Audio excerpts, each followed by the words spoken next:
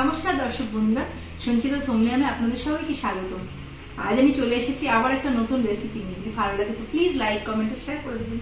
আর নতুন বন্ধুরা আমার চ্যানেলটি সাবস্ক্রাইব করে পাশে থাকা বেল আইকনটা প্রেস করে দেবেন। তাহলে চলুন দেখে নিই আজকে রেসিপিটা। আজ আমি বানাবো এঁচোড়ের ভর্তা চিংড়ি মাছ দিয়ে। এর জন্য আমি একটা মাঝারি সাইজের এঁচোড়ের 1/4 নিয়ে নিয়েছি। তারপর সেটাকে ভালো করে ছুলে পরিষ্কার করে ছোট ছোট পিস করে নিয়েছি। এবার একটা বাটিতে আমি অয়েল লাগিয়ে নিলাম, তাতে পর্যাপ্ত জল দিয়ে দিলাম এবং টুকরো করে রাখা এঁচোড়টা দিয়ে দিলাম। দিয়ে সেটাকে আমি ফুটিয়ে সেদ্ধ করে নিয়ে জল থেকে ছেঁকে নিয়ে আধ বাটা করে নিলাম।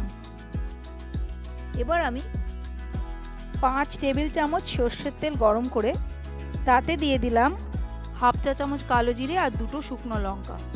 তারপর আমি দিয়ে দিলাম 2টো বড় পেঁয়াজকে কুচি করে রেখেছিলাম সেটা। লো টু মিডিয়াম ফ্লেমে আমি 2 মিনিটের জন্য নেড়ে ছেড়ে নিলাম। এবার আমি দিয়ে দিলাম 1.5 টেবিল চামচ রসুন কুচি আর 3টে কাঁচা লঙ্কা কুচি দিয়ে ভালো করে নেড়ে চেড়ে মিশিয়ে নিলাম। মিনিট খানেকের জন্য একটু সতে করে নিচ্ছি। এবার আমি এতে দিয়ে দিচ্ছি নুন মাখিয়ে রাখা চিংড়ি। লো টু মিডিয়াম ফ্লেমে আমি এবার মিনিট 2-এর জন্য চিংড়িটা একটু ভেজে নিচ্ছি বা কষিয়ে নিচ্ছি মশলার সঙ্গে। 2 মিনিট পর আমি দিয়ে দিচ্ছি হাফ চা চামচ হলুদ গুঁড়ো,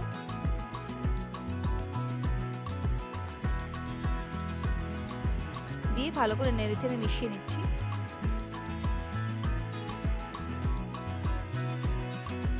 এবার আমি দিয়ে দিলাম 2 টেবিল চামচ নারকেল কোড়া, দিয়ে ভালো করে মিশিয়ে নিচ্ছি মিনিট খানেকের জন্য।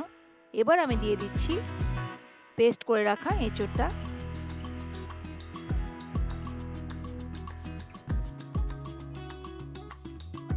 দিয়ে দিচ্ছি পরিমাণ মতো নুন, ভালো করে মিশিয়ে নিচ্ছি।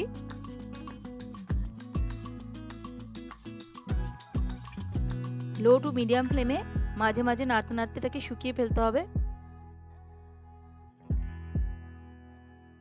10 মিনিট পর আমি দিয়ে দিচ্ছি গরম মশলা গুঁড়ো, নেড়ে চেড়ে মিশিয়ে নিলাম। দিয়ে দিচ্ছি 2টো চেরা কাঁচা লঙ্কা। আরও 5 মিনিট পর আমি দিয়ে দিলাম 1 চা চামচ ঘি। 15 মিনিট মতো লেগেছে ভর্তাটা ঠিকঠাকভাবে শুকাতে।